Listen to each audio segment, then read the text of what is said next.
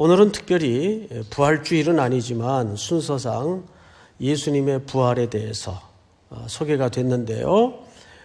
특별히 부활을 조금은 한 여인의 관점에서 우리가 부활의 세 가지 얼굴이라는 제목으로 살펴보도록 하겠습니다. 우선 첫 절을 좀 보십시다.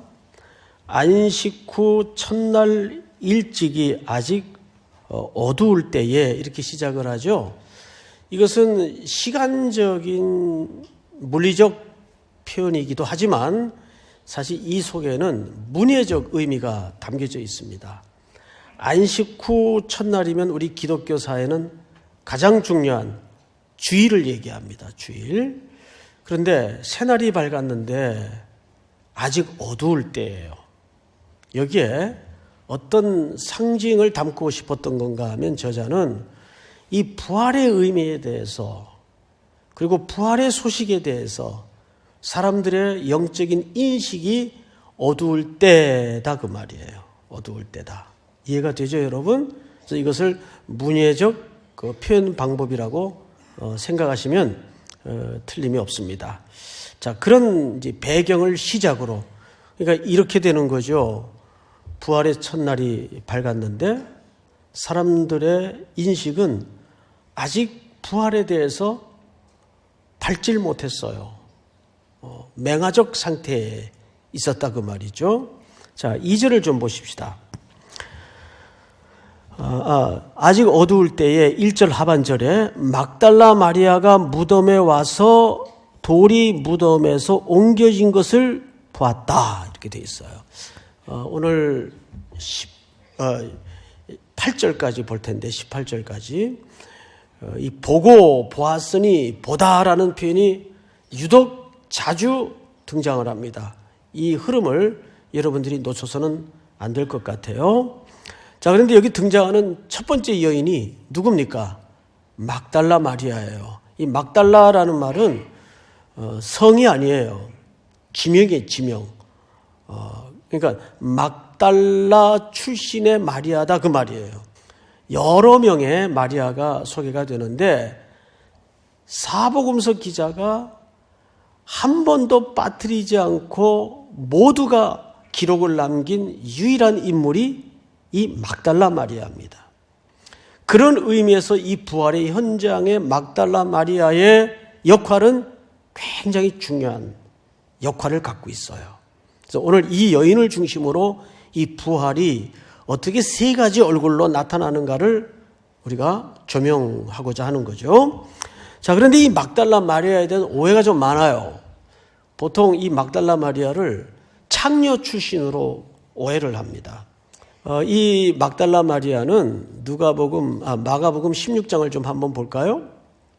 예수께서 안식 후 첫날 이른 아침에 살아나신 후 전에 7 귀신을 쫓아내어 주신 누구에게? 바로 이 막달라 마리아는 7 귀신 들렸던 여자예요. 이 귀신이 들렸던 여자가 고침받고 나서 주님을 신실히 따르는 제자가 된 거죠. 그리고 사실상 결말 부분에서 우리가 확인하겠지만 부활의 첫 번째 증인이 됩니다. 이 막달라 마리아가 바로 7 귀신 들렸던 바로 그 출신의 마리아예요. 그러니까 인생의 주인이 바뀐 거죠. 그래서 그때부터 오매불망 주님이 내 영원한 구주이십니다라는 고백으로 믿고 살다가 그 주님이 가장 극형에 해당하는 십자가에 죽으시는 장면까지 본 거예요. 그리고 장사 지내는 장면까지 목격하게 된 겁니다. 그러니 이 7 귀신 들렸던 막달라 마리아가 얼마나 큰 상실감이 있었겠어요. 자, 그 상실감에서부터 이 여인이 부활의 주님을 새로이 만나기까지 어떤 과정을 거치는가를 우리가 오늘 봐야 되는 거예요. 자, 몇 절을 보시냐면 3절 2절부터 제가 좀 읽겠습니다. 시몬 베드로와 예수께서 사랑하시던 그 다른 제자에게, 여기 그 다른 제자란 이 글을 쓰고 있는 요한을 얘기하는 거예요. 그 다른 제자, 그러니까 베드로와 요한이죠. 근데 어떻게 자기에게 사랑하시던 그 다른 제자라는지 모르겠어요. 이 사람도 약간 대단해요. 달려가서 말하되 사람들이 주님을 무덤에서 가져다가 어디 두었는지 우리가 알지 못하겠나이다 하니, 이렇게 된 거예요. 이 막달라 마리아가 예수님 최측근이 그 두 사람인지를 이미 알고 있었겠죠. 그래서 베드로하고 요한에게 가서 내가 무덤에 가보니까 돌은 옮겨졌고 시신이 없더라. 시신이. 사람들이 어디다 옮겨놨는지 나도 알 수가 없다. 그러니까 이 표현을 잘 미세하게 접근을 하셔야 돼요. 마리아의 인식 속에는 예수님이 죽은 예수입니까? 산 예수입니까? 죽은 예수죠. 예? 어디다 두었는지라는 표현이 예수님을 아직 시신으로 인식을 하고 있다 그 말이에요. 맞죠? 자, 그 다음 절을 볼까요? 베드로와 그 다른 제자가 나가서 무덤으로 어떻게? 갈새 둘이 같이 다름질하더니 그 다른 제자가 요한을 얘기하는 거예요. 누구보다 빨랐어요. 이건 그럴 수밖에 없는 게 베드로는 이때 나이가 많아요. 그리고 요한은 훨씬 젊습니다. 베드로보다 더 빨리 달려가서 먼저 무덤에 이르러 5절 다 같이 시작. 구부려 세마포 놓인 것을 보았으나 들어가는지 아니하였더니. 네, 구부려 세마포 놓인 것을 보았으나 들어가지는 아니하였다. 못 들어가는 거예요. 요한이 먼저 달려가 놓고 그냥 무덤만 이렇게 들여다본 거죠. 근데 세마포가 놓여 있어요. 그 말은 무덤이 비어 있다 그 말이에요. 그리고 이제 6절 시몬 베드로는 따라와 이제 허걱거리면서 뒤에 따라왔겠죠. 무덤에 들어가 어떡하니 보니 베드로는 무덤에 들어갔어요, 안 들어갔어요? 예, 먼저 요한은 못 들어가고 어정쩡하게 입구에 서 있는데 베드로는 역시 기질답게 무덤에 쑥 들어가서 베드로도 어떻게 했어요? 봤어요.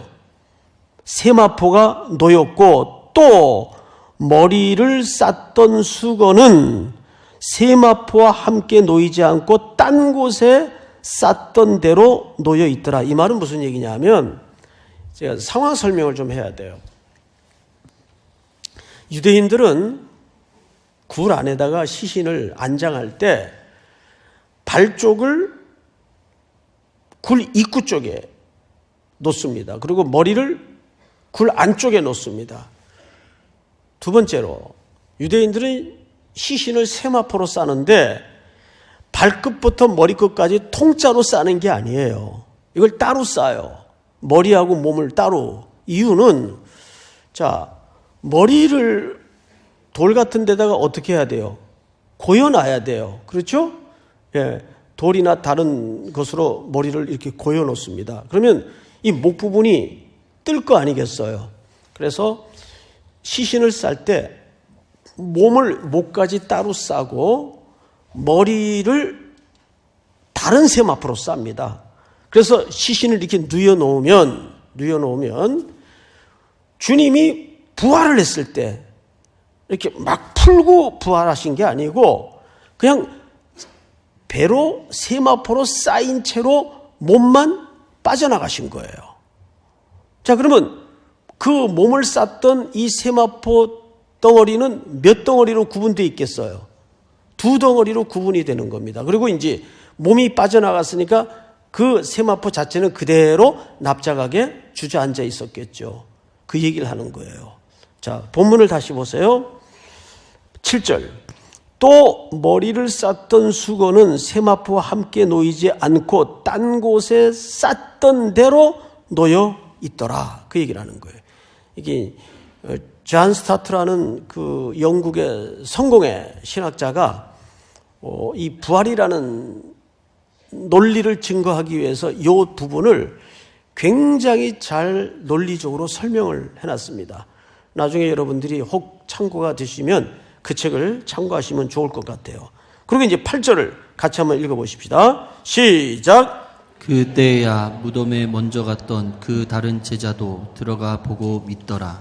예, 요한은 베드로가 들어가니까 형님이 먼저 들어가서 보니까 그제서야 이제 따라 들어와서 그 둘을 그 상황을 확인을 했어요. 근데 여기 우리가 오해를 불러일으킬 만한 표현 하나가 녹아져 있는데 8절 끝에 봐요.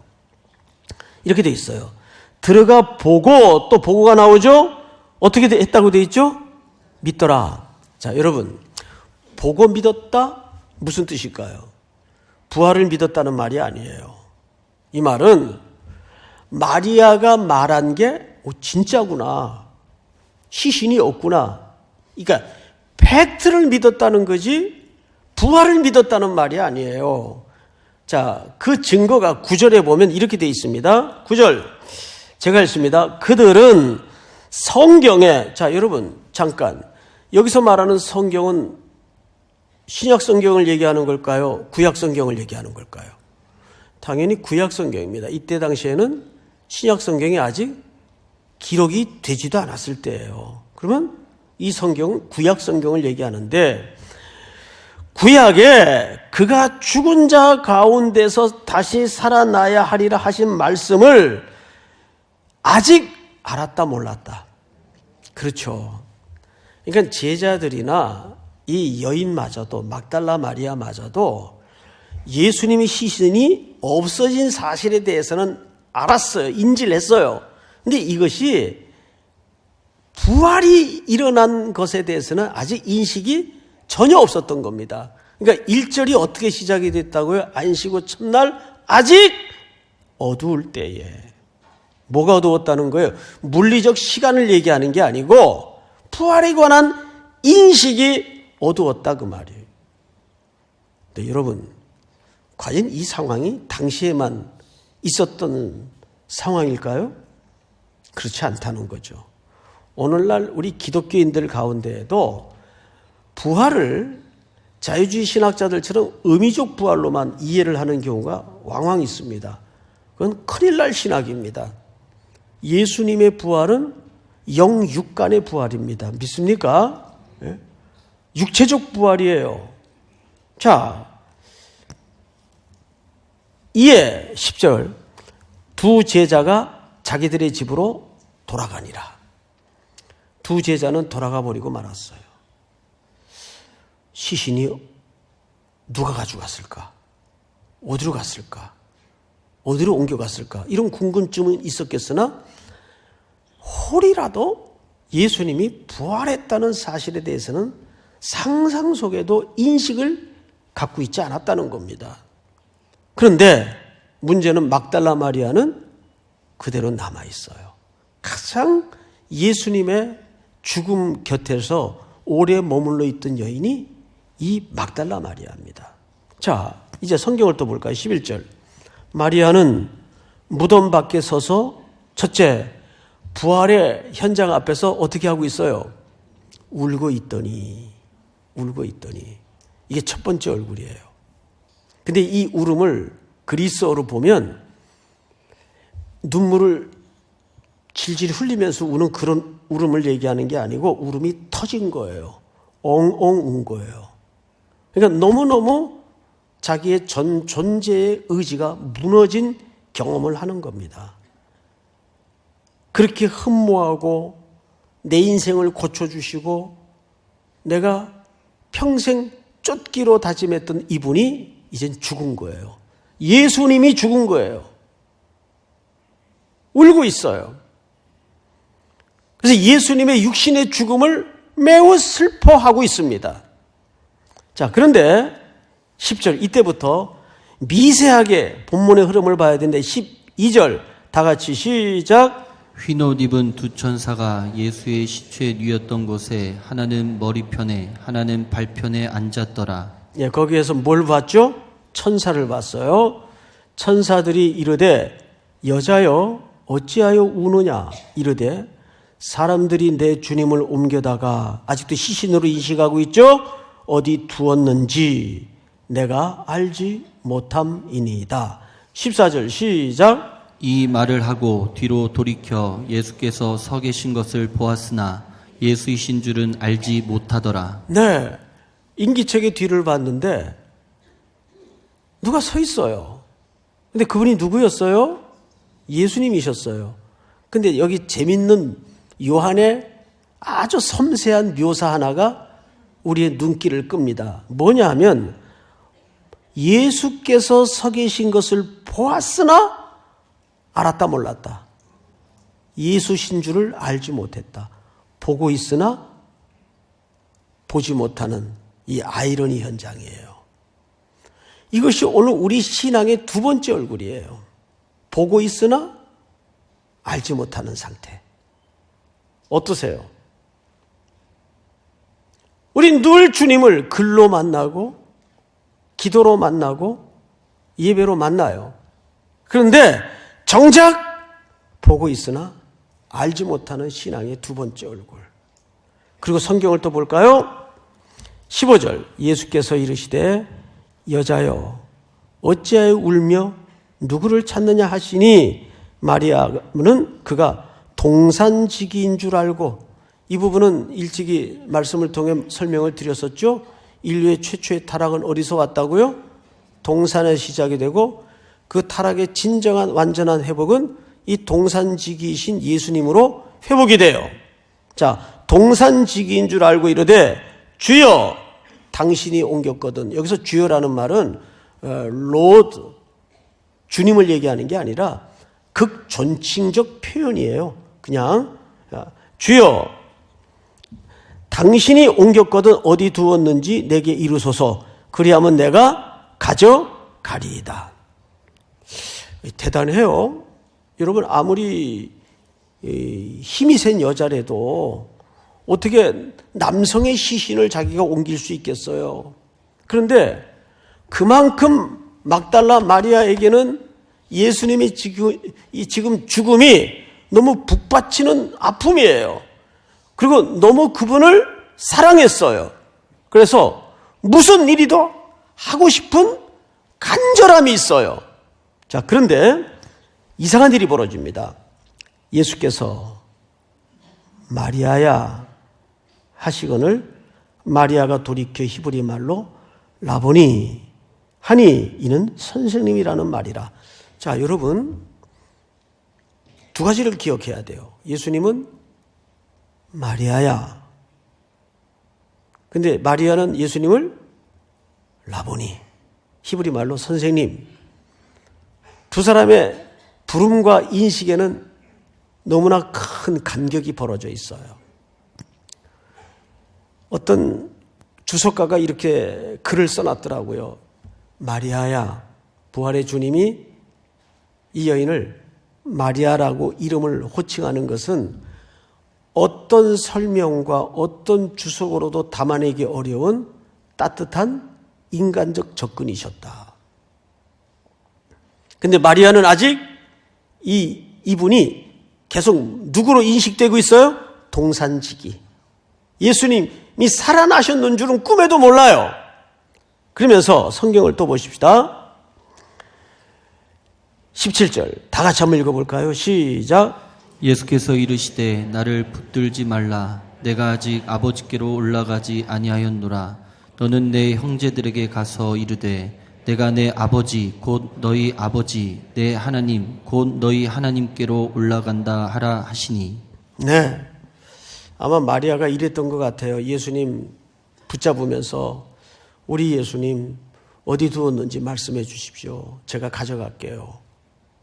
그러자 예수님께서 나를 붙들지 말라. 나를 붙들지 말라. 이게 세 번째 얼굴이에요. 나를 붙들지 말라. 이 말은 무슨 뜻일까요? 이 말은 단순히 물리적으로 터치하지 말라 그 말이 아니에요. 그런 의미였다면 나중에 예수님께서 도마에게 자기 못자국과 옆에 창자국을 만지게 했어요? 만지게 하지 않았어요? 만지게 했단 말이에요. 여기서 나를 붙들지 말라는 말은 어떤 의미인가 하면 더 이상 나를 육체적인 인식으로 접근하지 말라 그 말이에요. 나는 이제 부활을 해서 곧 인류의 구원을 완성하시고 누구에게로 갈 몸이다. 아버지께로 가야 하나님께서 이 재물을 지금 온전히 받으시는 거예요. 믿습니까? 구원은 이루어졌어요. 이제 이 구원이 아버지께서 받으셔야 완성이 되는 겁니다. 내가 아버지께로 가야 된다. 나를 만지지 말라. 붙들지 말라. 더 이상 옛 관계와 옛 정서와 옛 삶의 태도로 나를 대하지 말라 그 말이에요. 그리고 이 여인에게 첫 번째 사명을 맡깁니다. 성경을 잘 보세요. 그것이 마리아가 사도들보다 앞서 부활의 증인이 되는 영광을 누리는 단서가 됩니다. 근데 여러분, 유대인들 사회에서 여인은 증인으로 채택이 됩니까? 안 됩니까? 절대 안 됩니다. 마리아의 증인된 사건은 오히려 부활이 진실된 사건이었다는 것을 오히려 반증하는 스토리예요. 어떤 내용을 맡기는가를 한번 보십시다. 첫 번째 부활의 증인입니다. 17절 예수께서 이르시되 나를 붙들지 말라.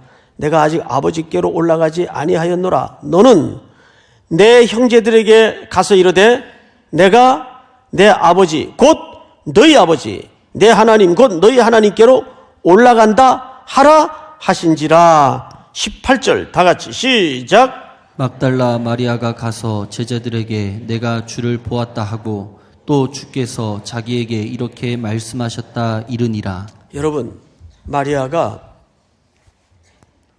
부활의 주님을 만나고 나서 첫 번째 부활의 증인이 됐다는 것은 무슨 뜻이에요? 부활의 주님을 기초로 구원받은 백성들은 그 본질적 이유가 선교적 사명을 부여받았다는 뜻입니다. 우리가 부활의 주님을 옳게 믿는다면 그 부활의 주님으로부터 우리가 뭘 받은 것과 똑같은 거예요. 선교적 사명을 받은 것과 똑같은 거예요. 그런데 마리아가 여기서 두 가지를 얘기해요. 내가 누구를 보았다? 누구를 보았다고 제자들이 가서 얘기했어요. 성경을 내가 주를 보았다 하고, 주를 보았다는 말은 뭘 경험했다는 또 다른 얘기일까요? 내가 주님이 부활하신 것을 봤다. 그 뜻이에요. 그리고 나서 그 다음 얘기입니다. 또 주께서 자기에게 이렇게 말씀하셨다 이르니라. 이렇게 말씀하신 내용은 뭐예요? 아버지께로 올라가신다는 뜻이에요. 그러니까 마리아는 놀랍게도 첫 번째 증인의 역할을 하면서 예수의 부활을 증언했고 동시에 예수의 승천을 설명했던 유일한 증인이었습니다. 이것이 누구에게 이루어졌나요? 그동안 천대받고 멸시받던 귀신 들렸던 전직을 가진 여인에게 이 고귀한 사명이 주어진 겁니다. 복음은 그렇습니다. 세상적으로 유력한 자에게 영향력이 있는 사람을 통해서 복음이 흘러가질 않아요. 복음은 이렇게 미천하지만 바람 많은 삶을 살았지만 예수 그리스도의 부활을 진실히 경험하고 예수 그리스도의 말씀을 들으면서 영안이 떠진 거예요. 마리아가 언제 주님을 주님으로 알아보았는가? 주님의 말씀을 들으면서 주님이 살아나셨구나. 이분이 주님이시구나. 이것이 온 세상의 새로운 출발이에요. 오늘 이 말씀을 듣는 우리 3일의 모든 성도들이 다시 한번 부활의 증인이 되어서 선교적 일생의 사명을 감당할 수 있는 은혜가 있기를 주의 이름으로 축복합니다.